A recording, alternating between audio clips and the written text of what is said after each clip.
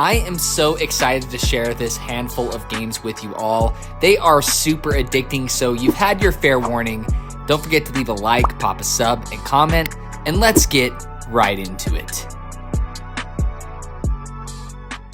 My current go-to game is Hero Legacy, and now this is a unique RPG where you travel across a hexagonal grid of sorts in order to collect resources, kill enemies and bosses, complete quests, and all of the RPG things that you normally do, but more of a board game format, which is interesting. It almost feels like a puzzle the way you're traversing through these areas, and I really like all the mechanics they throw into this mix as well. Now, on top of that, the battle system also takes place on a grid, but the grid is made up of squares this time, and you utilize your characters in your party, their abilities, and you drag them onto that grid in order to attack enemies in real time, as well as fight them back or away from you, because enemies will advance towards you constantly unless they're a ranged character of sorts, and once they get up in your face, they do a ton of damage. So even the battle system is something I haven't really seen before, and it's really fun to combo up these abilities, especially with all of the cooldowns that you have to juggle, and I really like how simple but also strategic it is. Something is really satisfying about this game overall. Now, just beware, this does have a free-to-play monetization model. It's not in your face whatsoever. I've been playing this for... Now, this game is The Company Man, and it really places a heavy emphasis on making fun of corporate culture. It's an action platformer of sorts, and all of the dialogue and the animations and everything are really polished. They're really funny, and it's all about you trying to climb the corporate ladder and fire your enemies. So if you've ever participated in corporate culture of any sort, I really hope a lot of you don't have to deal with it.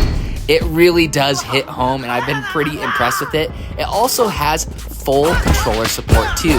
And this is a simple action platformer. It doesn't do anything super crazy or different, but I think the setting alone really sets it apart, at least for me, and I've really been enjoying it, so definitely check it out. Alright, so this is Cards and Castles 2.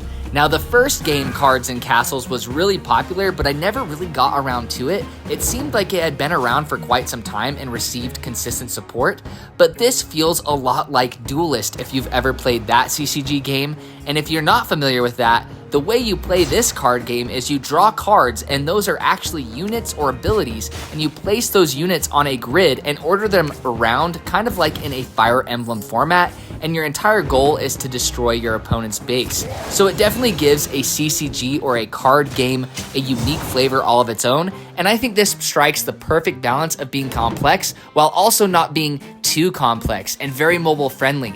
Also, I feel like the monetization model in this game is extremely generous, especially for a free-to-play model. So if you've just been wanting to scratch a card game itch, especially a multiplayer card game, definitely give this one a download. Okay, this is Hippie Skate. Now, this is a skating game that is divided up into levels, and there's various collectibles that you have to obtain within those levels to get a perfect score. And you're also timed on this too. Now, the techniques of riding your board are a little bit not complicated, but you do have to do more than just one touch on the screen. You have to kick or push your board, and then you have to hold down on the screen in order to go down dips, and then let go to jump at the right times to get enough height. It's got a lot of wackiness to it, but also the perspective of kind of rolling around a record, basically. The perspective is all in a circle, and it's super funky, and you would think that the physics feel real, but they're super weird too, and it takes a lot of adjustment, but that's where the fun comes in, and it's fun adjusting to all these weird things, and there's a lot of different characters that you can unlock too. This game has a lot of potential. I've only been playing it for about 30 to 45 minutes, but I've enjoyed what it is, so if you just want a quick game to bust out for a few minutes at a time, this would be perfect for that. Last but not least, this is Reverse 1999. Now, I was really impressed with how many times I got this game suggested to me in my recent videos, and I think that's for good reason. I've been avoiding this one because it's a gacha game, but man, the amount of effort and polish that has been poured into this game is pretty phenomenal. Now, every character in this game seems to be voice acted, and they have different accents, and their accents and languages that they do speak are accurate to their country of origin, which is really cool. I like to see the diversity here and the representation.